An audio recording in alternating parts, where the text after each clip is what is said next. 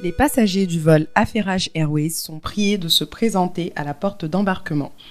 N'oubliez pas d'apporter votre bonne humeur, votre discernement ainsi que votre bienveillance qui vous seront fort utiles tout au long de ce vol. Bonjour et bienvenue à tous dans l'épisode 7 de votre podcast préféré Affairage Airways. Je suis Aïssata. Et moi, c'est Laurence. Et les amis, aujourd'hui, on vient avec vous, avec des affairages chauds, brûlants, qui sont sur le feu là en ce moment. Le thé est chaud. Le thé, en fait, le thé m'a brûlé même. J'ai voulu boire le thé, il m'a brûlé. Les gens qui sont toujours en train de dire « Oh, black man don't cheat ». On vous voit, on vous a attrapé là-bas. De quel black man tu parles, Laurence? Qui d'autre? Comment ça, qui d'autre? Ils sont beaucoup, hein? Dans ce métier-là, ils sont beaucoup. Non, c'est le African Giant, non? Qui d'autre? Franchement. African Giant. Bon, en fait, je n'ai pas encore bien recherché le sujet parce que c'est très nouveau. On l'a appris il y a quelques jours. Officiellement, en fait, Burna Boy, il s'expose publiquement avec Steph London, qui est une chanteuse, rappeuse. Je pense qu'elle est d'origine jamaïcaine. Ouais. Ils sont publiquement en couple. Et il y a une influenceuse du nom de Jo Pearl, qui est aussi un mannequin sur Instagram. Elle fait une vidéo dans laquelle elle dit en gros qu'elle côtoie Burna Boy depuis 2 ans et que Steph London n'est pas un facteur quand ils sont ensemble, quoi. Elle dit qu'elle est surprise à chaque fois qu'elle voit Burna Boy et Steph London en public parce que, voilà, la go du privé qui est elle ne reflète pas la go qui est montrée, en fait, au public. Et voilà, donc Twitter est rentré dans ça. Pendant ce temps-là, Burna Boy n'a rien dit. Steph London non plus, de ce que j'ai vu. Et en fait, on est vraiment en interrogation parce qu'ils ont lancé l'affairage. Et justement, même il y a quelques épisodes, on demandait qu'il faut les affairages, il faut les affairages. Voilà ça qui est versé sur nous, mais on n'a pas le détail en fait. On ne sait pas si c'est vrai, on ne sait pas si c'est la side chick officielle, si c'est la go officielle. C'est quoi le titre de la go là? Moi, je sais pas. Bah, écoute, tout le monde est confus parce que les gens disent... Parce qu'elle dit que quand elle s'est mise avec Burna, il ne sortait pas encore avec Steph London. Donc, ça voudrait dire qu'il a trompé Jo Pearl avec Steph London, mais en même temps, il trompe Steph London avec Jo Pearl. Donc, en fait, elle était la titulaire et là, elle est devenue le deuxième bureau, quoi. Vraiment. Je te dis. Mais la go là, c'est une triple puissance, quoi. Elle a les fesses, elle a les cuisses, elle a les hanches. Ça, en fait, tu vois la go, mais les gens la comparaient, et je trouve ça complètement absurde et ridicule, mais bon, hein, j'ai regardé. Les gens comparaient justement sa morphologie à celle de Steph London, et puis les gens étaient comme, bon, ben, on sait clairement ce que Burna aime quand il aime les go qui ont les fesses, parce que toutes les deux ont genre, tu sais, ce genre de forme-là, petite hanche, grosse fesse, les cuisses pour soutenir la forme le qui est à la mode, quoi. Ouais, voilà. Mais en tout cas, affaire à suivre. Mais Laurence, tu as commencé même en disant que c'est les hommes noirs, etc. Mais en ce moment, le thé qui est servi là, il y a un de nos frères, notre pote Vlad. C'est pas notre frère. Hein. Quand il se comporte comme ça, c'est pas notre frère. On a voulu l'adopter, on a voulu le ramener dans la famille. Le gars, il s'est trop intégré. Même. Non, pardon, je sais pas c'est quoi la politique de retour des frères là, mais non, on ne veut plus. Ah non, mais lui, on le retourne direct parce que notre pote Vlad, que j'avais appelé Julien dans l'épisode précédent, elle a appelé Doudou. Voilà Doudou, non? Voilà, qu'elle a appelé Doudou. Aime-moi, Doudou. Elle a aussi dit, c'est quoi ce comportement, Doudou? Une prémonition. C'est un comportement, bah ouais. Mais ouais, oh my God. T'attendais à quoi? C'est méchant. Et on rigole là, mais moi j'ai mal pour ma sœur. Je vous explique. Ça fait 3 épisodes qu'on parle de Aya Nakamura. Franchement, je comprends pas pourquoi elle est toujours dans l'actualité, mais bon. De ce que j'ai compris, il y a des rumeurs que Vlad, le copain d'Aya, son copain producteur et muse du dernier album, l'aurait trompé. Et au début, quand la rumeur est sortie et tout, Aya a fait un tweet, elle était comme « Arrêtez de croire aux fausses rumeurs et tout, c'est pas vrai, tout le monde est prêt à nous détruire, etc. » Tout le monde fait « Ok, il y a fouille. On passe à autre chose. » Il y a quelques jours, il y a eu des audios qui sont sortis où tu entends Vlad en train de parler. D'établir une stratégie, Instagram. En fait. Une stratégie, comment il va traiter toutes ces situations avec Aya. Il fait comme 5 voice, la go réplique en texte. T'as vu ça? Oui, c'était bizarre. Genre, il est en mode, ok, on va faire ci, on va faire ça. Quand on va faire ci, voilà comment Aya va réagir, etc. On va étouffer l'affaire, blablabla. Et puis la go répondait en mode, je veux pas que mon nom sorte dedans, etc. Et du coup, ça a ramené le problème sur la surface et ça a montré que ce n'était pas forcément faux. Donc, toute l'affaire qui était rumeur, que Aya est venue nous dire que ouais, les gens veulent détruire notre couple et tout d'un coup, on n'entend plus Aya. Elle ne dit plus rien. elle est allée supprimer le tweet où elle disait que les gens ont encore arrêté de croire aux fausses rumeurs. Et que le média qui avait reporté l'histoire, c'était une putaclic. Voilà. Donc, là où elle parle de la putaclic, là, elle a supprimé. Ensuite, elle avait affiché Vlad. On va même l'appeler Julien. Il mérite. On va l'appeler Julien, gars. Non, Julien. Quand Damso faisait son son Julien, là, il savait de quoi il parlait. Les Juliens, là, voilà, sont un genre. Pardon. On s'excuse s'il y a les auditeurs qui s'appellent Julien, hein, mais bref, continuons. Vraiment, j'en doute. Mais vraiment, Julien, si tu nous écoutes, on est désolé. Mais elle a aussi supprimé sa photo qu'elle avait mise où elle embrassait Julien sur son Instagram. C'était un peu vraiment leur coming out officiel. Ouais. Elle a supprimé la photo. Entre-temps, Julien, tais-toi. Non, Julien ne veut pas se taire. Julien, sur son Instagram, il fait des stories en mode « Les gens veulent nous descendre. Ce n'est pas vrai. Je ne connais pas cette fille. » Et entre-temps aussi, les fans de Aya, des fans purs comme Jaja, déjà, tu en as qui sont allés sur le Instagram de Julien, qui l'ont insulté dans les commentaires. Ah non, j'ai regardé ce matin, hein. Le gars a fermé ses commentaires, ma chérie. Donc, si tu veux laisser un commentaire, là, tu peux pas. Alors, si. C'est gâté. Parce que moi, j'avais vu des screens où les gens l'ont lavé comme il faut. Ouais. C'est bien les fans de Aya. Et ensuite, nous, les autres qui sommes vraiment intéressés par la musique, on dit que bon, on attend seulement qu'elle fasse son... Que le prochain album, là, ce sera le feu. Le prochain album, ça va être trash comme il faut. Mais franchement, pour Aya, ça fait quand même c'est un coup dur, hein, de être une love comme ça, puis du jour au lendemain, tu sors ton album, tu utilises ce mec-là comme ta muse, comme tu as dit plus tôt, pour qu'il fasse ça sur la scène publique comme ça, considérant même l'historique qu'elle a, genre précédemment avec Niska. Moi, j'ai sûrement dit qu'il faut qu'elle laisse les stars françaises ou les gars français là. Pardon. Moi, j'ai l'impression que Aya a atteint un niveau où les gens la guettent. Même si demain, elle sort avec quelqu'un qui n'est pas connu du tout, les gens la guettent. Quoique même donc, lui, il n'était pas connu à la base. Déjà, tu n'es même pas connu. Il n'était pas connu. Vraiment, Vlad, gère-toi. En tout cas, bonne chance à Aya. Franchement, c'est important de pouvoir canaliser ce genre de mauvaises énergies et de les mettre dans quelque chose de constructif. Donc, Aya, si c'est le chose sur toi, écris seulement les chansons. Et puis, va voir un thérapeute aussi. Mais écris les chansons. Nous, on est là, on t'attend. Tu vas écrire les chansons, on va acheter, on va streamer. Tu vas avoir l'argent, tu vas te gérer, t'inquiète. Et en attendant de voir comment l'histoire se développe et tout, parce que bon, on est d'accord qu'on est en 2020, c'est peut-être une recherche de buzz aussi, hein. Mais bon, on verra. Ouais, franchement, là, au début, moi, je pensais ça. Même pour Steph London et Burna Boy, quand ils ont commencé à sortir ensemble, j'étais comme... C'est pas que je les connais, hein, mais juste même avec l'identité artistique de chacun, j'étais comme... C'est un match bizarre. Ouais. Je me suis dit, est-ce que c'est des relations qui ont été provoquées par leur manager pour un buzz mutuel, quoi? Le buzz n'est pas nécessairement négatif, hein. C'est vraiment, encore une fois, comme je disais la dernière fois, pour étendre ta portée, quoi. C'est possible. Donc, en tout cas, on garde un œil sur tout ça. Et puis, en attendant, on va passer à notre affairage du jour. En effet. Donc, notre affairage du jour, c'est celui de Mogadi Caster Semenya, qui est une athlète sud-africaine, 2 fois championne du monde. Elle est connue principalement pour la discipline de la course. Elle fait le 1500 mètres, mais elle est vraiment connue pour le 800 mètres. Donc, le 800 mètres, c'est vraiment sa spécialité. C'est considéré même une des disciplines les plus difficiles en athlétisme parce qu'il faut courir vite et pendant longtemps. Depuis le 2009, je dirais, son hyperandrogénie crée la polémique. Et en gros, elle a un taux élevé d'hormones mâles, plus particulièrement la testostérone. Donc, pour faire le retour, en fait, sur qui Semenya est et comment elle s'identifie, donc, c'est une femme qui est cisgenre. Ça veut dire que son sexe correspond à son genre. Ça veut dire qu'en gros, elle est née comme une femme. À la naissance, elle a été reconnue médicalement comme une femme. Elle a été élevée en tant que femme et son identité de genre, elle s'identifie comme étant une femme. Mais en 2018, la Fédération de l'athlétisme avait en fait adopté un règlement et le règlement régissait, en d'autres mots, la qualification dans la catégorie féminine. Donc, ils imposaient certaines règles d'éligibilité aux compétitions féminines à l'international qui étaient basées sur le taux de testostérone parce qu'en fait, ils estimaient avec leurs recherches qu'il y avait une corrélation entre un taux de testostérone plus fort que la normale et la performance justement dans les compétitions de course de 800 à 1500 mètres. Donc, ça rentre vraiment dans ce que Caster fait.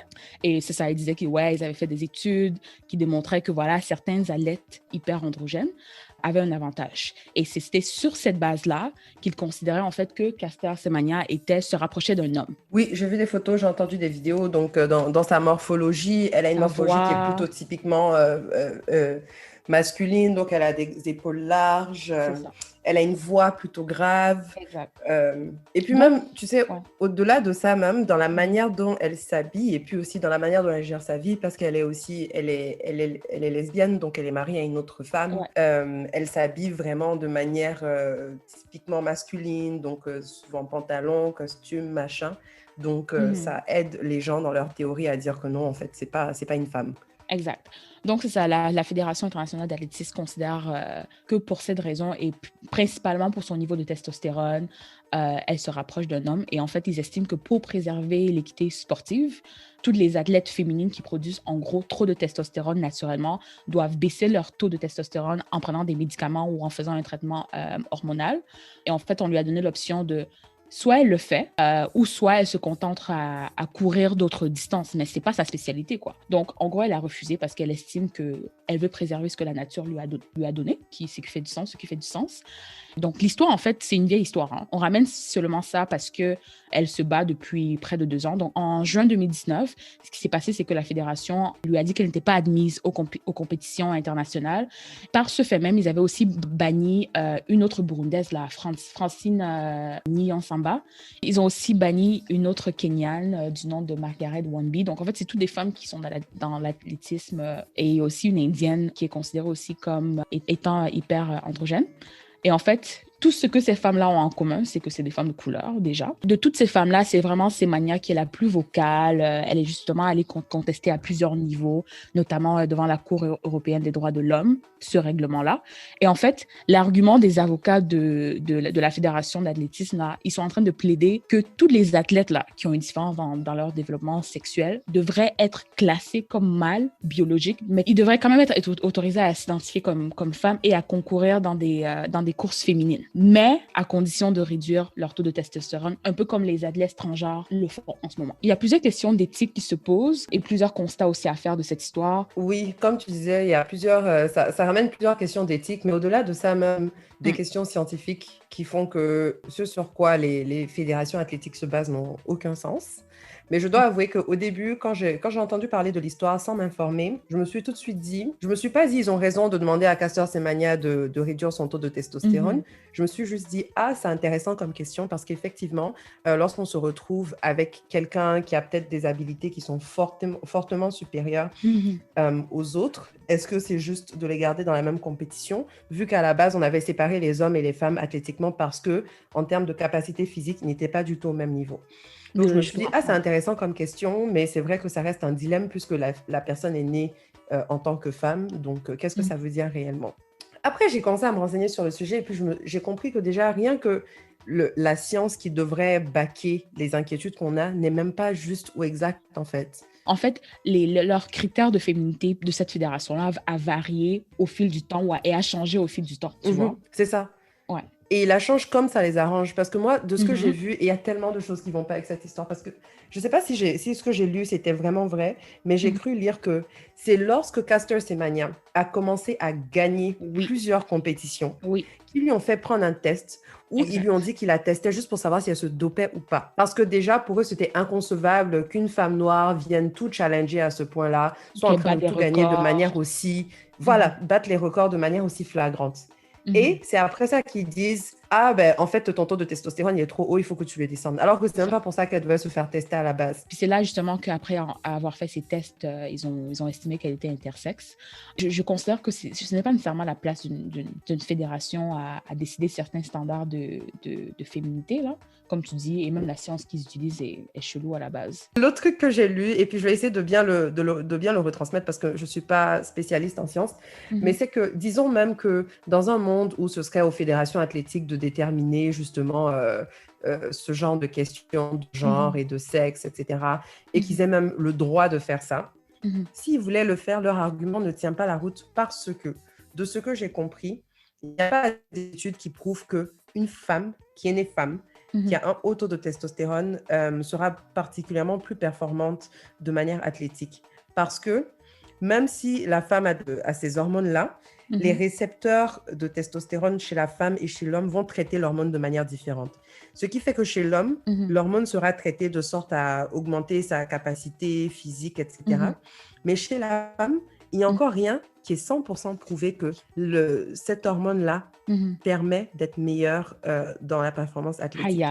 Donc, la en 48 fédération heures, tu es devenu biologiste, quoi. Gars! Multifonction, tout terrain!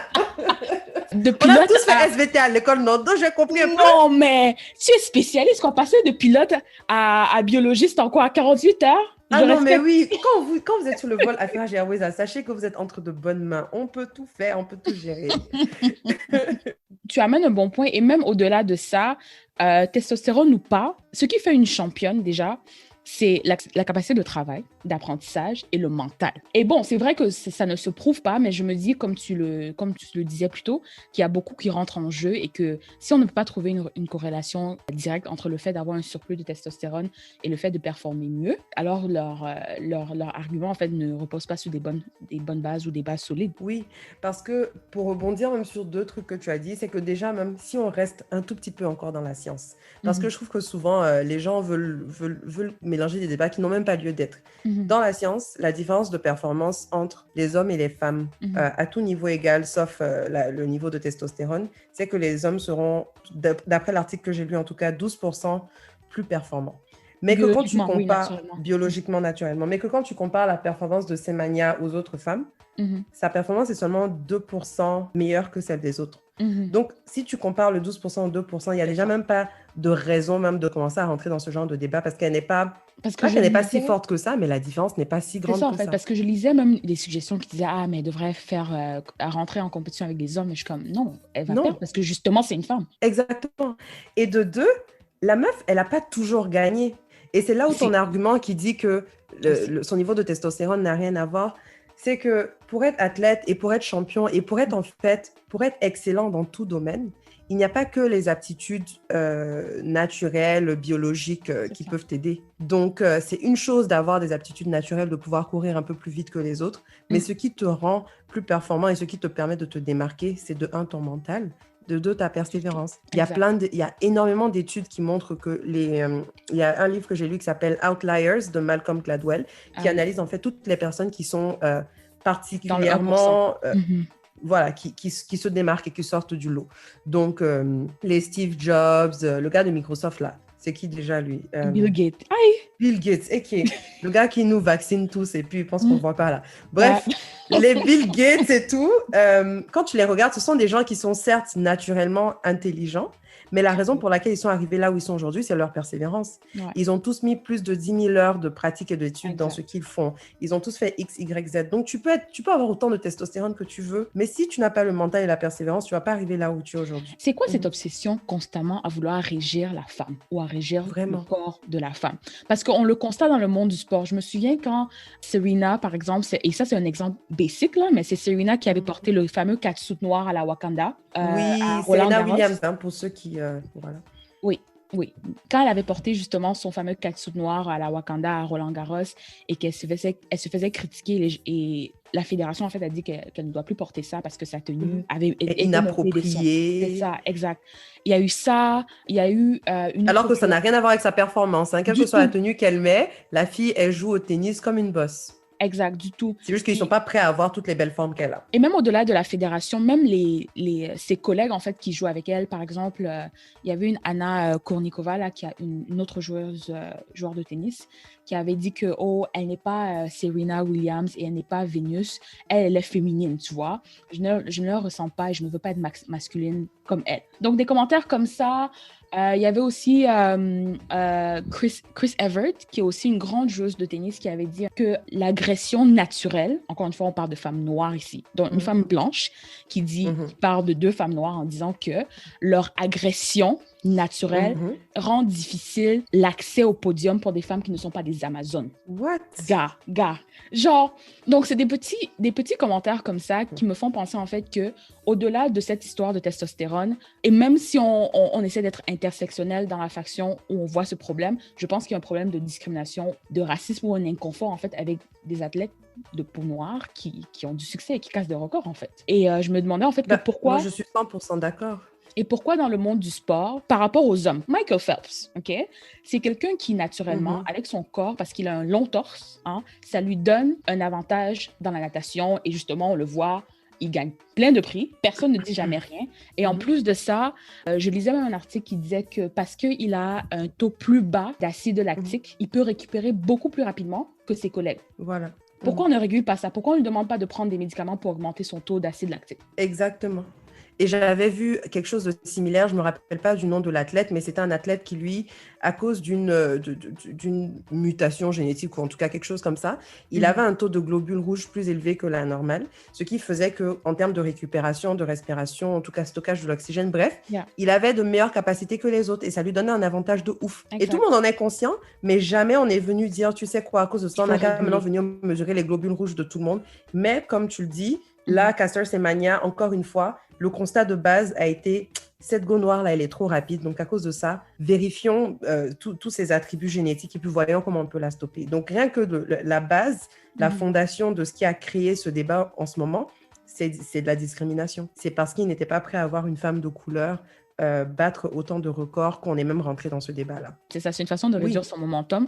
Et encore une fois, on le voit de façon consistante pour des femmes qui se retrouvent sur le podium. Hein. C'est pas des athlètes que personne ne connaît.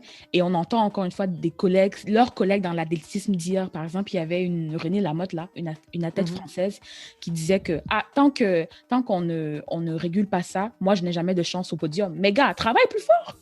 Mais c'est ça. Et puis, la vie, tout le monde n'est pas né pour gagner. C'est ça. Genre, vis ta passion. C'est comme si, en fait, tu es dans ta classe et puis il y a quelqu'un qui est surdoué. Hein, et puis, tu vas te plaindre, dire qu'on a qu'à enlever la personne là de la classe parce que si on n'enlève pas cette personne là, toi, tu n'as pas la chance d'être premier de classe. C'est ça, parce qu'elle voit trop, elle comprend. Elle voit trop bien.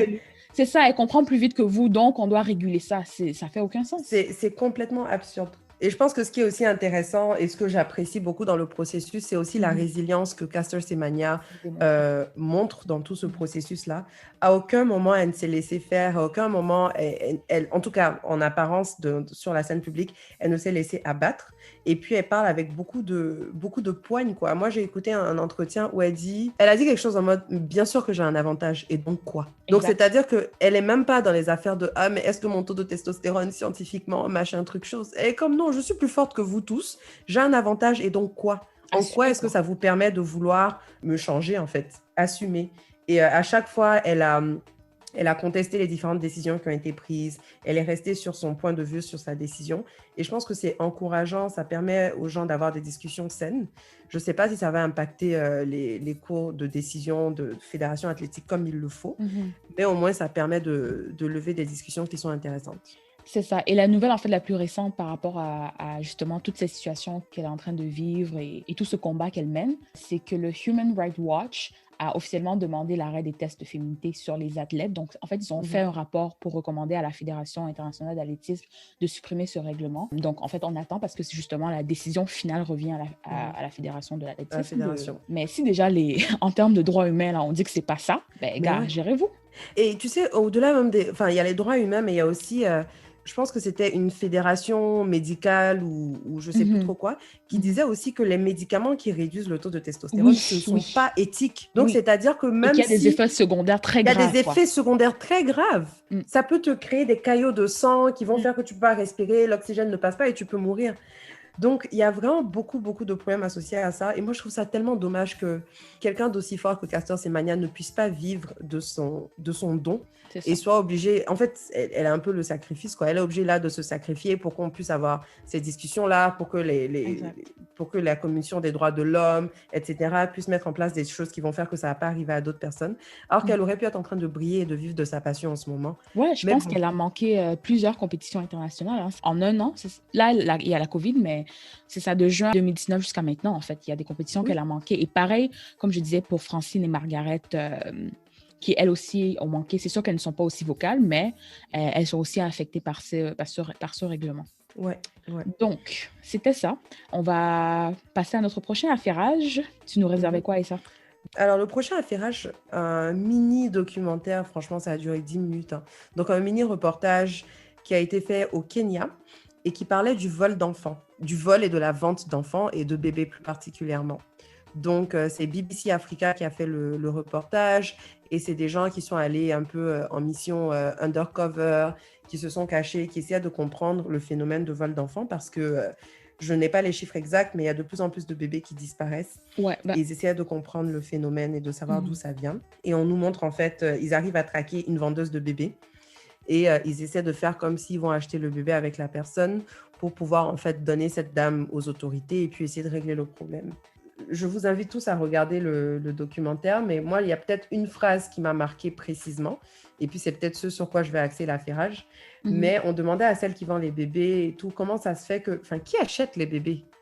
Et puis, il y avait et pourquoi est-ce que les gens achètent des bébés? Il y avait plusieurs raisons. Donc, tu avais déjà les raisons mystiques dont on entend souvent parler. Il y a des gens pour des sacrifices, etc. Ils ont besoin de bébés, des rituels, etc. Pas que je vais dire que ça, c'est normal, mais OK. Il n'y a pas de problème. On est familier on est familier avec ça, genre. On est familier avec ça. Voilà. Juste pour parce que je vais quand même mentionner son nom. Dans le reportage, c'est de Njeri Wagi. Continue.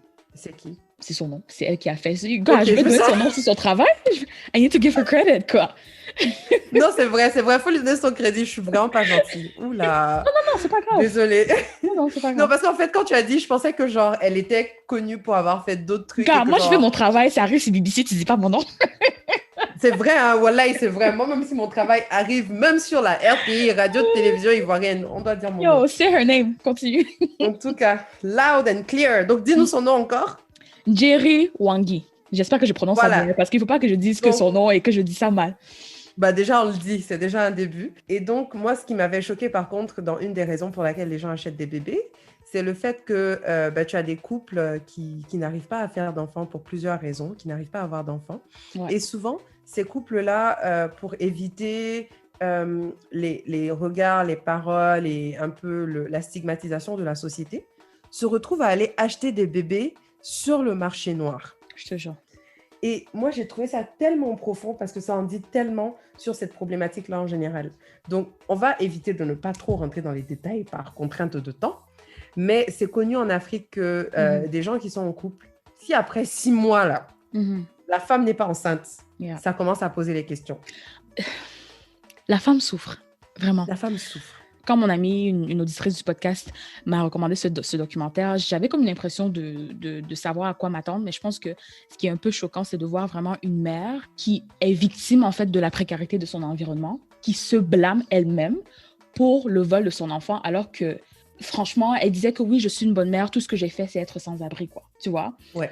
Et moi, je me suis dit, waouh, les femmes souffrent, d'autant plus que dans le documentaire, quand tu as parlé de mariage, je me suis dit que, on demande déjà à la femme, quand elle est petite, d'apprendre les bonnes manières et d'apprendre les tâches domestiques liées à son rôle de femme, on va dire. Après, on lui demande de s'éduquer.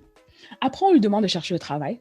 Après, on lui demande le mariage. Après qu'elle se marie, on lui demande l'enfant. Et que si elle réussit à enfanter, on dit que l'enfant que tu as fait là, c'est pas ça qu'on veut. On veut garçon, quoi. On veut garçon.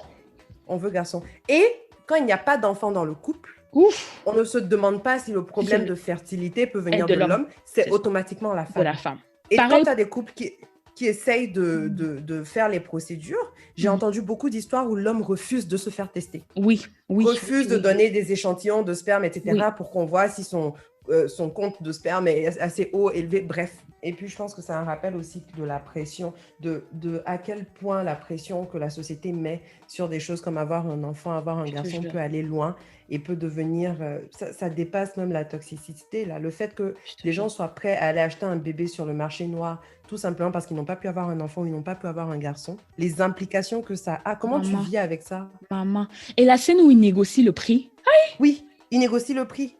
Et donc, le fait qu'il y ait ce genre de situation signifie qu'il y a un marché. Je te dis. Il y a un marché réel pour l'achat des bébés, au point où les gens sont prêts à acheter un bébé comme si c'était des enchères à la limite. Oui.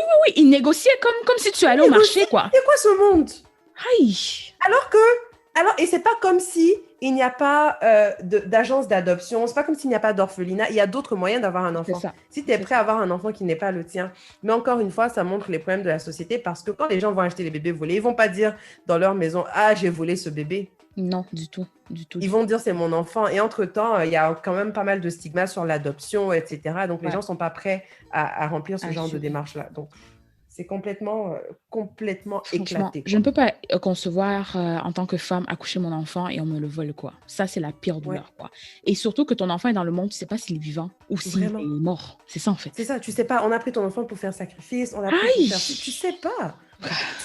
Vraiment. En tout cas, Passons, on va passer au divers. passons à nos divers. Mon prochain divers, ensuite, il n'est pas joyeux. Hein. Et les gars, pardon, je suis désolée.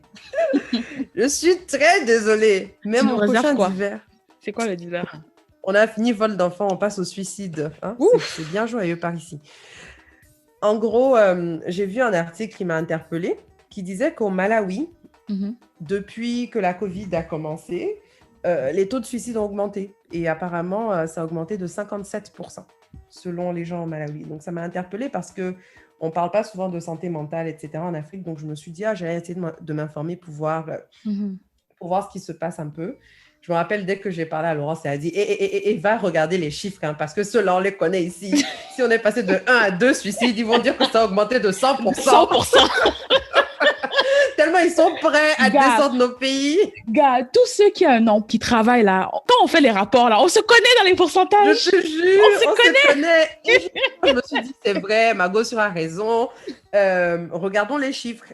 Et donc, effectivement, si on regarde les chiffres de manière absolue, l'augmentation n'est peut-être pas aussi flagrante que ça, dans le sens où, dans un des articles que j'ai lus, il ne donnait pas bien les périodes. Mais il disait qu'en tout cas, la même période en 2019, ils avaient compté 116 personnes qui s'étaient suicidées. Ah, quand même. Hein. Wow. Quand même. C'est tout un pays. Mais quand même. J'avais même lu en parallèle, bon, c'est peut-être pas relié, mais parce que le Japon est quand même reconnu pour avoir de forts taux de suicide. Oui. Et en fait, pour eux, c'est quand même intéressant parce qu'eux, ils enregistrent plus de morts dues au suicide qu'à la COVID. Ah, cette année. Ça, c'est différent. Ouais. Ça, c'est très différent. Ouais. Dans le cas du Malawi, ce n'était pas forcément dans ce sens-là. C'était plus en mode, si on regarde juste le suicide, justement, ils sont passés de 116 dans cette période-là l'année dernière à 182. Ça montre réellement une augmentation de 57%. En termes de chiffres absolus, ça fait peut-être moins peur quand tu vois ça comme ça qu'en pourcentage. Ouais. Mais ce que j'ai trouvé intéressant, par contre, déjà, il disait que, en fait, dans ces gens qui se suicident, là, plus de 90%, c'est des hommes. Et les gens ont l'air de se suicider parce que les conditions économiques se sont tellement détériorées que les gens n'ont plus d'espoir. Et qu'une personne qui se suicide, la personne, elle se suicide en général parce qu'elle a plusieurs personnes qui dépendent d'elle. Parce que c'est souvent les hommes qui sont les chefs de famille et puis qui gèrent la famille et qui provide, comme on dit. Et ce qui serait intéressant, c'est que justement, ces hommes-là, bon, ça, c'est une théorie que j'ai lue, hein, je ne sais pas à quel point c'est vrai, mais les gens disaient que, après, ça ne veut pas dire que la COVID n'a pas eu d'impact sur le statut moral, émotionnel, mental des femmes. Mais là, ce que j'ai cru voir, c'est que quand les gens sont dans les problèmes en général, dans nos sociétés en Afrique, une femme qui est dans les problèmes a un plus grand système de support et est beaucoup plus apte à aller en parler à d'autres personnes. Parce que c'est normalisé. Donc, une femme a des problèmes, elle va aller parler à ses amis, elle va parler à sa mère, elle va parler à ses tantes, etc. Et ça lui permet d'une manière ou d'une autre, même si elle n'a pas la solution à ses problèmes, de passer à travers au moins les émotions qu'elle ressent. Contrairement à elle, les hommes sont dans des situations où ils sont toujours censés être garçons. Ils n'ont pas forcément le droit de faire preuve de faiblesse, de faire preuve de vulnérabilité. Et quand ils vivent ces problèmes-là, ils n'ont souvent personne vers qui se tourner parce que cette manière-là de parler à cœur ouvert n'est pas encore normalisée dans nos sociétés. Je trouve que beaucoup d'hommes africains, en fait, sont seuls, en fait. Quand ils ont des problèmes de couple, j'ai l'impression qu'ils le vivent très seuls. Ils le vivent seuls. Problèmes financiers très, très seuls. Donc, ça me surprend pas, malheureusement. Ouais. Et donc, selon certains psychologues, ce serait ça qui expliquerait la hausse du taux de suicide et aussi le fait que ce soit principalement des hommes pendant cette période-là parce que au-delà de la pression qu'il y a sur la société, eux, ils n'ont personne à qui se confier. Quelquefois, le suicide a l'air d'être la solution pour viable, eux. Petite parenthèse, mais ça me rappelle que j'ai lu une étude super intéressante sur le suicide. Et en fait, ça expliquait que le suicide peut être contextuel, dans le sens où ce que ça comparait, ça comparait des taux de suicide en Angleterre à l'époque, là. Et ça montrait que les taux de suicide avaient beaucoup augmenté à une certaine période lorsque les gens, en fait, avaient accès plus facilement à des moyens de se suicider. Interesting. Et donc, c'était une époque où il y avait un certain genre de four à gaz ou je ne sais pas trop quoi, que si les gens laissaient le gaz ouvert d'une certaine manière, ils pouvaient se suicider en s'asphyxiant.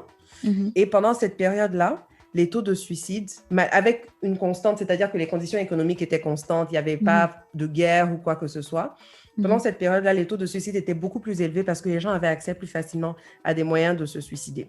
J'ai lu plusieurs articles qui disaient que les hommes, quand ils se suicident, ils ont tendance à choisir des méthodes un peu plus extrêmes, alors que la femme, voilà, elle va y aller plus en douceur, des médicaments et tout. Donc, quand tu dis, par exemple, le gaz, à cette époque-là, c'était plus les hommes ou les femmes? Bon, cette étude-là que j'avais lue ne regardait pas forcément la différence en termes de genre. Mais en tout cas, il montrait que souvent, les gens sont plus aptes à faire certaines choses quand ils ont les moyens qui leur permettent de le faire. Et que, en fait, il donnait l'idée que peut-être que le suicide n'est pas qu'un problème mental, en fait. Et que au-delà de l'aspect mental, en fait, il essaie de dire que peut-être quelqu'un ne se suicidera pas coûte que coûte parce que à problème mental égal et puis à envie de se suicider égal, s'il n'a pas les moyens directs, ils ne vont pas toujours aller chercher le moyen le plus extrême de se suicider. Alors que si le moyen est là directement, ils vont peut-être le faire plus facilement. Non, c'est un bon point. Mais encore une fois, c'est le même auteur que j'ai cité plus tôt qui a écrit Outlier. Il s'appelle Malcolm Gladwell. C'est un livre, c'est son dernier livre qui s'appelle Talking to Strangers. Et c'est super, super, super intéressant. Donc, je vous encourage à le lire aussi. Donc, le prochain divers, c'est encore moi. Hein. Aujourd'hui, on dirait que je parle beaucoup. Et je me rends compte que mes divers ne sont pas très joyeux. Le prochain, c'est pas cool non plus. Mais bon, parlons-en parce qu'il faut qu'on parle de ce genre de choses. Mon prochain divers veut toucher sur la liberté d'expression. C'est ça le thème en général. Et ça vient de deux choses qui se sont passées dans deux pays différents.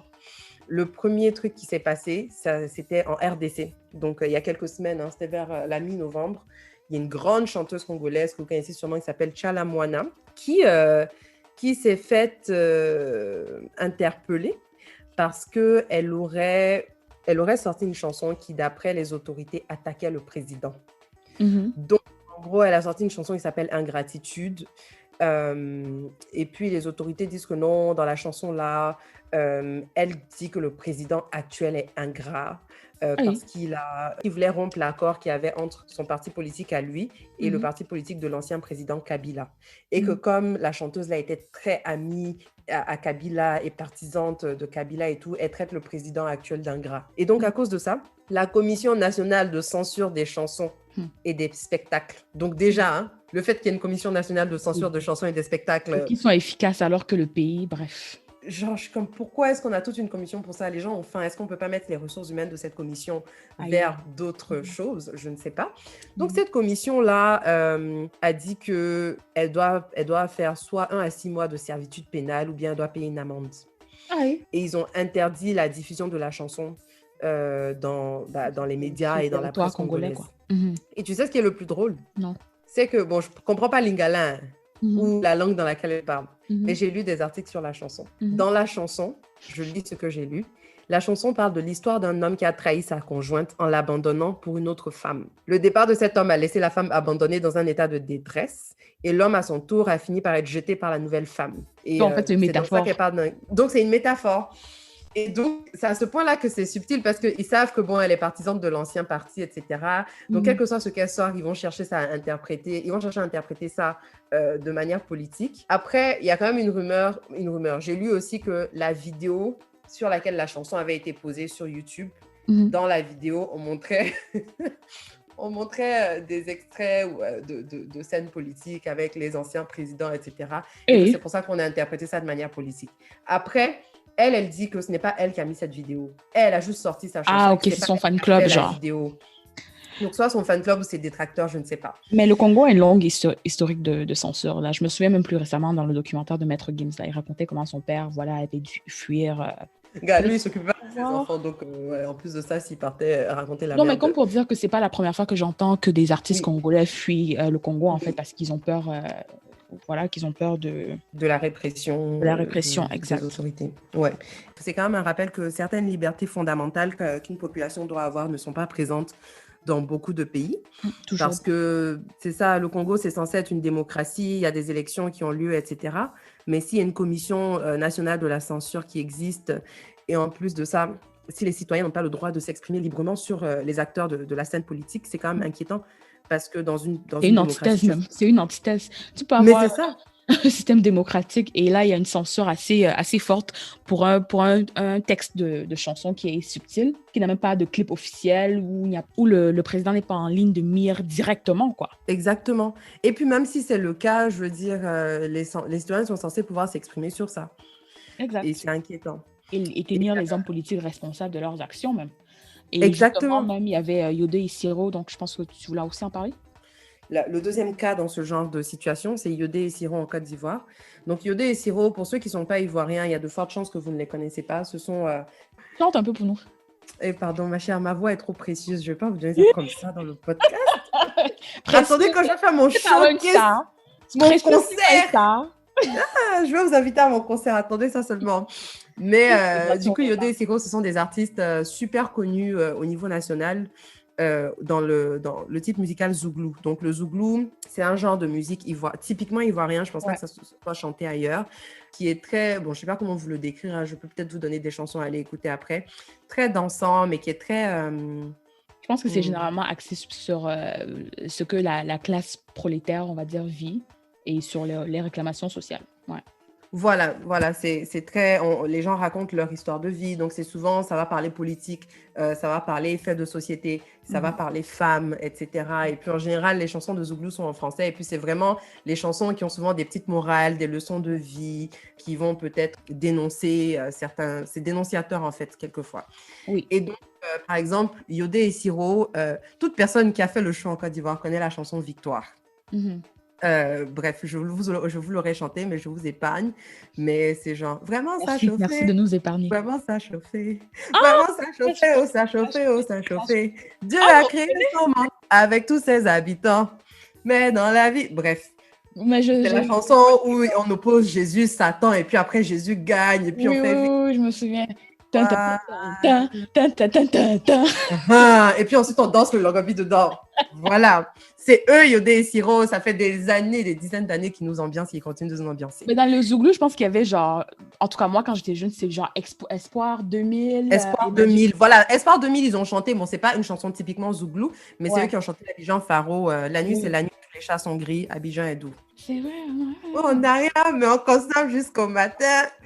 Bon, revenons au sujet principal. Yodé et Siro ont été accusés il y a quelques jours là d'outrage à magistrat et de troubles à l'ordre public et de diffamation. Ce qui s'est passé, c'est qu'ils avaient un concert pendant le week-end dernier, je pense. Et puis, Yodé et Siro ont toujours été très politiques. Ils n'ont jamais caché leur avis politique. Et puis, bon, c'est comme ça, on est habitué, hein, chacun se gère. Mais dans leur concert, ils ont accusé le procureur de la République actuelle d'être impartial. Non, de ne pas être impartial, justement. Et en disant que dans beaucoup des condamnés politiques qu'il y a en ce moment, la plupart des gens qui ont été condamnés, jugés ou qui sont en prison viennent d'un certain parti politique plus que d'un autre, et que pour qu'il y ait justice, il faudrait qu'on juge ceux qui ont fait du tort dans tous les deux partis politiques. Chacun son avis, on ne va même pas rentrer dans les détails de ce qu'on en pense, mais juste après ce concert, ils ont été appelés en garde à vue parce qu'ils ont dit ça. Et donc, après, la justice ivoirienne est efficace et rapide comme ça, hein, subitement. C'est pour ce genre de bail, quoi. En tout cas. Garde à vue. Le lendemain, il y a eu une audience. Hein. Pourtant, il y a d'autres problèmes. Là, on attend les audiences pendant des années. Le lendemain, il y a eu une audience. Et immédiatement, ils ont été condamnés à 1 an de prison avec sursis. Donc, s'ils ne veulent pas aller en prison, ils doivent chacun payer 5 millions de francs CFA d'amende. Et ça a vraiment choqué beaucoup de gens parce que la Côte d'Ivoire, quand même, se donne une image de pays plutôt avancé, de pays avancés sur pas mal de choses, hein, que ce soit économiquement, que ce soit dans les droits des gens, que ce soit un peu dans tous les domaines. Et donc, c'était un fort rappel qu'il y a beaucoup de choses qui ne se passent qu'en apparence et que, encore une fois, on est dans sûrement une illusion de démocratie, parce que quel est ce monde-là où des gens ne font qu'exprimer leur point de vue, quelle que soit la validité ou pas de leur point de vue, des artistes, et se retrouvent à être condamnés pour cela. Ça n'a aucun sens. Et puis, outrage à qui? Au magistrat. Enfin, je vais trop parler. Moi, je ne veux pas aller en prison non plus. Mais je n'ai pas 5 millions. Non, je n'ai pas 5 millions. Mais si quelqu'un veut me donner 5 millions, j'accepte. C'est là que tu vas parler. Non, je ne veux pas parler. J'ai besoin de 5 millions pour autre chose. Les gens se cherchent. En fait, causer outrance à une personnalité qui représente l'État et sa population, en fait, c'est même drôle à dire, quoi. Mais je te jure, quoi. tu sers ta population, comment on peut te causer outrance? Ce n'est pas une monarchie. Je sais pas C'est quoi. pas une monarchie, c'est pas une dictature, c'est pas... Donc, c'était la première fois que ça arrivait, ou bien c'est parce que c'est des artistes qui sont connus en Côte d'Ivoire? Bon, là, c'est des artistes qui sont connus. Et puis, je pense qu'au niveau des artistes, moi, c'est la première fois que j'entends ce genre de cas. Peut-être qu'il y a eu d'autres cas que je n'ai pas suivis personnellement, mais c'est la première fois que moi, j'assiste à ce genre de cas. Et puis, on pensait vraiment tous qu'on avait peut-être atteint un niveau où on ne tomberait pas si bas. Et que si même les autorités voulaient condamner ce genre de choses, ils le feraient de manière beaucoup plus subtile. Ou genre, ils font et puis toi, tu te demandes, tu te dis, est-ce que c'est parce qu'ils ont dit ça ou bien il y a autre chose? Mais là, en fait, ils n'ont même pas essayé de cacher. C'était, vous avez dit ça au concert, allez en garde à vue, on vous juge, vous devez payer. Donc, c'est un peu dommage. Et puis, c'est un rappel que on a encore du chemin à faire. Ouais. On a encore énormément de chemin à faire. Est-ce qu'on passe à nos crushs? Laurent, c'est quoi tes crushs musicaux? En fait, il y a tellement de musique, de bonne musique. Non, il y a beaucoup de musique qui est sortie. Il y a beaucoup de musique, en tout cas. Ouais, il y a beaucoup de musique qui est sortie. En fait, moi, j'ai quand même écouté la plupart, puis j'ai essayé de filtrer. Là. Donc, on est là pour filtrer pour vous, quoi. On filtre voilà, les sons qui laissent à désirer. Donc, moi, j'en ai 2. OK. 2 et demi. Mon premier... Oui, non, parce qu'en fait, voilà, je pense que le fait qu'on enregistre 2 semaines, tu vois, je veux donner des devoirs aux gens, comme ça, voilà, pendant les 2 semaines, ils peuvent écouter les albums dont je vais parler au calme.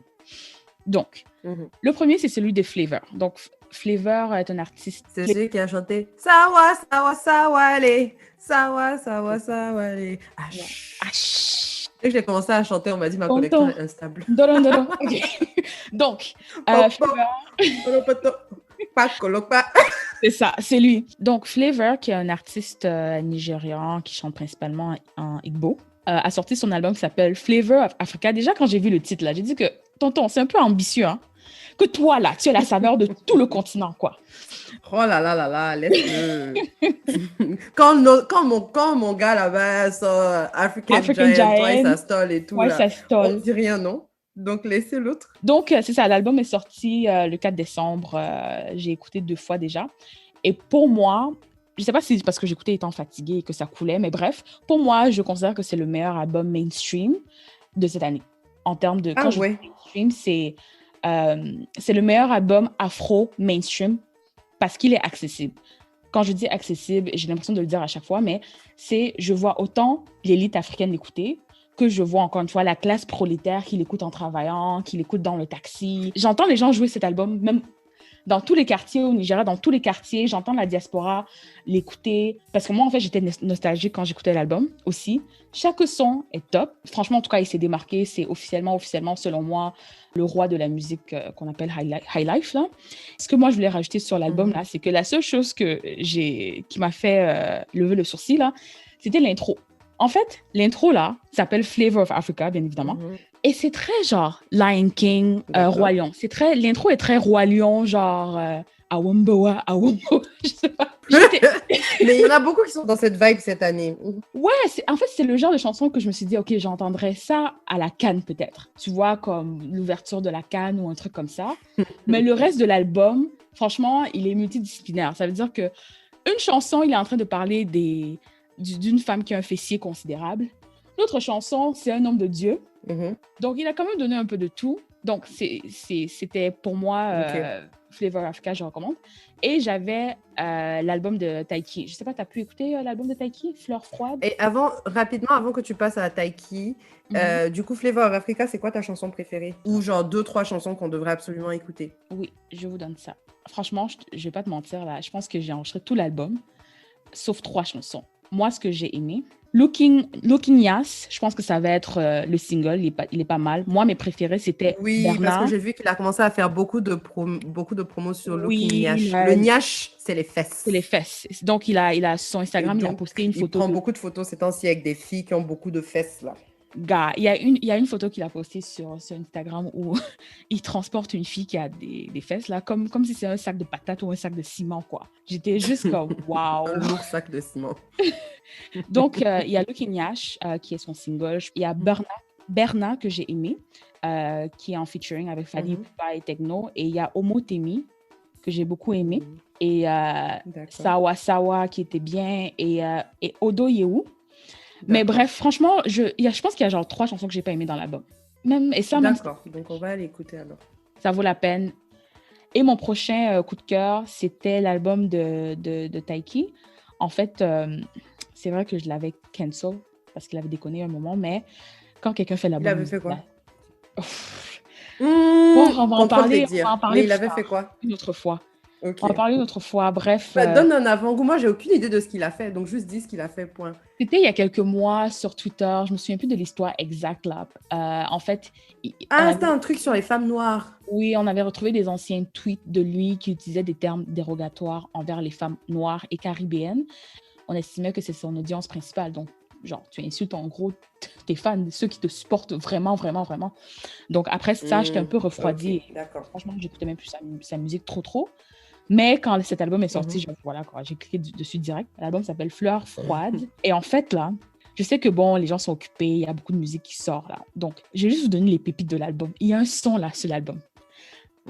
Déjà, Taiki, pour moi, c'est quelqu'un qui est très, très doué et spécialisé dans ce qu'il fait. Donc, il est très bon pour choisir ses singles. Généralement, quand tu écoutes les albums de Taiki, le single qu'il a choisi là, c'est généralement dans les meilleures chansons de l'album. Oui. Je suis d'accord, parce que même cet album, le single, N'y pense plus. N'y pense plus, exact. Ça avait du sens, Mais il y a une chanson là qui s'appelle Le miel. Oui, c'est ma chanson. Ce n'est pas le nom. Quand la chanson est passée, j'ai arrêté ce que je faisais. J'ai dit wait. Et moi, je disclaimer, pas que je n'aime pas Taiki, mais je fais pas partie des fans de Taiki. J'ai écouté l'album parce que quelqu'un m'avait dit non, vas-y, écoute et tout. Et là, j'écoute, je fais c'est Taiki, quoi. Ok, d'accord. Et quand le miel a commencé, j'ai dit, maman, Taiki, c'est comment? Ce n'est pas le miel. C'est pas miel. C'est pas miel book. C'est pas le miel importé, là. C'est pas le miel importé de Dadju. Hein? Ça, c'est le miel bio. Certifié. Miel bio, pris directement des abeilles. De l'abeille à ta table. Non, mais la chanson. Hein. Non, la chanson est douce. La façon qu'il a fait, je ne connais pas les termes en français, vous allez nous excuser, mais la façon qu'il a fait le layering de sa voix, les background vocals. Non. Pour moi, c'est le highlight de l'album. Et il y avait des sons comme Toi, que je recommande fortement, 5 ans, Toxic Boy. Est-ce que tu as écouté Toxic Boy? Moi, j'étais là dans ma cuisine. J'ai écouté l'album au complet, mais je travaillais ou je faisais autre chose. Du coup, la chanson qui m'a fait arrêter pour aller ouvrir Spotify et me dire c'est quoi le nom là, c'était Le miel. Et le reste, j'écoutais, je dis ok, ça coule bien, faudrait que je réécoute. Ouais, il y avait 5 ans et Toxic Boy que j'ai dit que Toxic Boy là, n'est-ce pas, Jidena, il y a quelques années, il nous a dit qu'il était un classic man. Donc nous, on était en mode, on veut un classic man. Toxic Boy là, j'ai dit que moi je veux le Toxic Boy quoi. Regarde, vous voyez, c'est ça vous faites. Et puis quand Dieu vous donne, vous dites que non, Dieu, j'ai fait quoi? J'ai toujours des gars bizarres qui viennent. La parole porte. Moi, je veux pas Toxic Boy. Avec le confinement, cigare, on est en fleur de pardon. On ne peut pas gérer les Toxic Boys. Pardon, excusez-nous.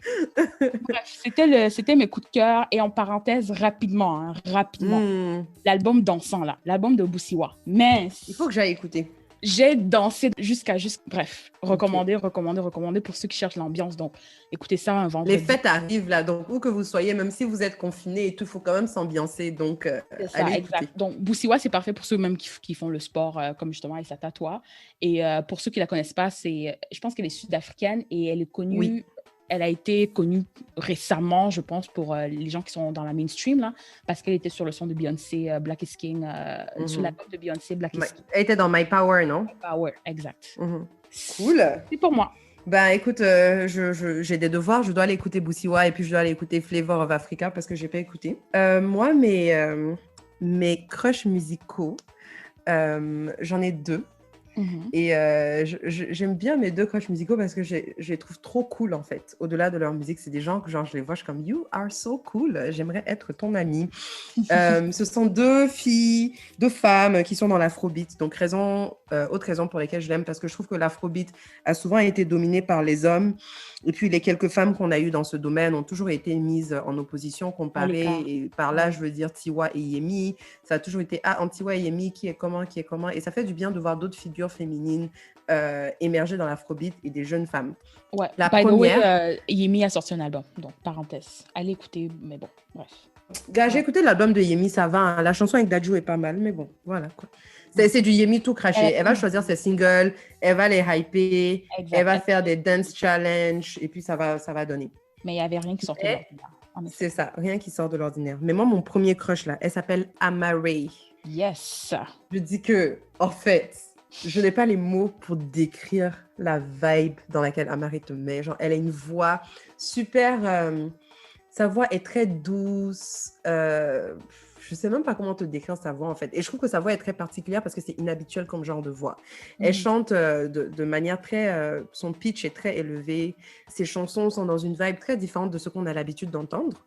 Et moi, je la connaissais avant parce que je l'avais vue dans quelques singles en featuring avec d'autres personnes. Et puis, je me disais, c'est intéressant et tout. J'ai hâte de voir ce qu'elle ferait elle-même sur son propre projet. Et là, elle a sorti son album qui s'appelle... The Angel You Don't Know. Yeah. Et c'est son tout premier album. Et franchement, dès la première chanson, j'étais comme wow, ok, la meuf, elle est venue tout tuer. Et les chansons sont excellentes. Et je ne sais pas exactement comment vous décrire sa vibe en fait. Donc je dirais, allez juste écouter. Et en allant écouter, elle est américaine ghanéenne. Et mes chansons préférées.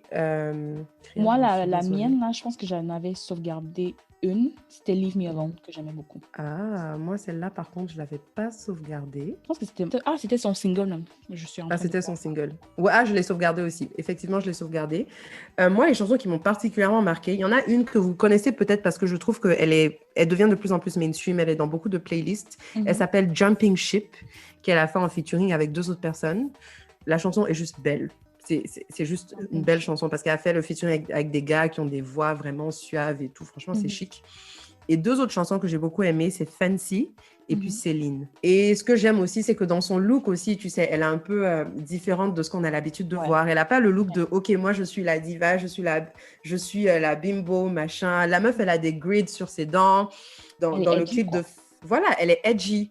Dans le clip de Fancy, genre, elle est en mode cagoulée, rouge à lèvres noires, machin sur les sourcils. Elle est cool. Elle est edgy, elle sort de l'ordinaire. Et la deuxième, que j'aime beaucoup, qui est super nouvelle. Elle est vraiment, vraiment nouvelle. Elle est connue juste pour 2 singles qu'elle a sortis.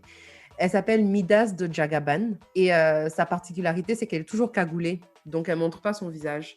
Elle porte toujours une cagoule dans ses vidéos, dans ses photos, dans sa promo, etc. Et elle a juste 2 chansons. Il y en a une qui s'appelle Party with the Jagaban et l'autre qui s'appelle Come We Bile. Come We Bile, peut-être que vous l'avez déjà entendu. Je trouve qu'elle est un peu plus... Enfin, je l'ai entendue beaucoup plus souvent. Et elle aussi, nigériane, qui habite à Londres et qui, encore une fois, s'impose dans le monde de l'afrobeat. Et avec juste ces 2 chansons-là, elle fait déjà beaucoup parler d'elle. Donc, je pense que si elle continue et qu'elle reste assidue, sérieuse, si elle nous sort un album ou même un EP, ça peut être pas mal du tout. Ton crush, là, me rappelle Lekeli 47. Celle qui a chanté Attitude, qui a percé dans Insecure, là. On l'a vu à Afropunk. Peut-être que j'écoute la chanson, je vais me rappeler. Ouais. Mais en tout cas, c'est le même swag. Elle se couvre le visage avec la même cagoule. Bref. Donc, c'est ça. Donc, allez écouter. Et puis, franchement, j'ai eu quelques retours qui disent que vous aimez nos choix musicaux. Donc, ça nous fait plaisir parce que je pense que Laurence et moi, un de nos love language, c'est le partage de musique. Donc, ça fait plaisir d'entendre que les gens... Parlant de love language, le partage de la musique, j'ai écouté Gaël Faye et Jacob Banks, le son, justement, que j'ai aimé. Mais le truc, c'est que quand j'écoutais la chanson, là, j'étais dans 2 états. J'étais dans un état où je prêtais attention à la poésie de Gaël, de sa prose, sa prose. Oui. Mais en même temps, j'étais dans les émotions avec Jacob Banks et le sex appeal. Donc, j'étais comme, franchement, c'est une belle collaboration. Mais en vrai, là, moi, je voulais juste la version de Jacob Banks de la chanson. Je voulais la version de Jacob Banks. À la fin, j'étais comme, yo, est-ce que je peux... Je suis allée... de rester concentrée. C'est toi qui es distraite. C'est toi qui es distraite. Toute la chanson, tu penses à Jacob et aux effets qu'il te fait. Et tu dis que... Et je suis en train d'analyser la prose en même temps. Non. Fait que j'étais comme... Après quand j'ai écouté le son, là, je suis allée sur le Spotify de Jacob Banks. Je me suis dit, pardon. Fait qu'il ait fait sa version de la chanson seule. J'écoute que du Jacob Banks, quoi. Mais si tu écoutes... si tu essayes d'être concentré, hein, et d'oublier tes pulsions et que tu écoutes aussi ce que Jacob dit, il y a aussi pas mal de prose. Et la chanson au complet a beaucoup de sens, mais... Mais quand Jacob Banks embarque là, c'est qu'il prend le son complètement, genre pour moi. Gars, en fait, la voix de ce gars, mais te transporte next level. Donc, je pense qu'on va faire atterrir l'avion Aïssa. Mais avant qu'on atterrisse, je voulais quand même vous rappeler vous rappeler de vous assurer de nous suivre sur Instagram. Vous pouvez aussi nous suivre sur Spotify pour ceux qui ont Spotify. Et assurez-vous de nous laisser 5 étoiles pour ceux qui utilisent Apple Podcast. Et aussi de partager le podcast aussi avec votre entourage si vous aimez le contenu. Et le prochain épisode sera notre dernier épisode de la saison, mais on va revenir en saison 2 en force, quoi. Yes! Et on va prendre une petite pause pour revenir en force, pour continuer de partager les bonnes vibes et les bons affairages. Exact. Mais déjà, pour tous ceux qui sont arrivés à ce niveau-là de la saison, même si on n'est pas encore au dernier épisode, mais tous ceux qui sont arrivés là où on est aujourd'hui, franchement, cœur sur vous. C'est tout ce que je peux dire. Gros cœur sur vous. Et même sur nous! Hey! C'est quand même 7 épisodes, quoi! 7 épisodes! Mais... On aura fait 8 au total et je me rappelle avec Laurence, quand on a commencé ça, toutes les deux on s'est regardées, on dit regarde comment on est toutes les deux occupées. Est-ce qu'on va même arriver à 2 épisodes?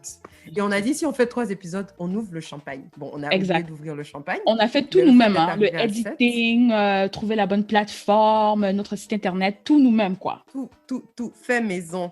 On est devenue technicienne, technicienne du son, technicienne des micros, tout. Donc franchement, on est plutôt fiers de nous aussi. Ouais.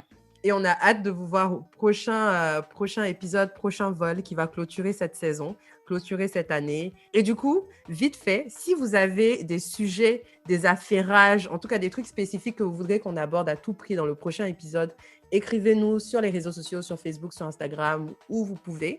Et on va essayer de voir comment est-ce qu'on peut parler de ça. Et voilà.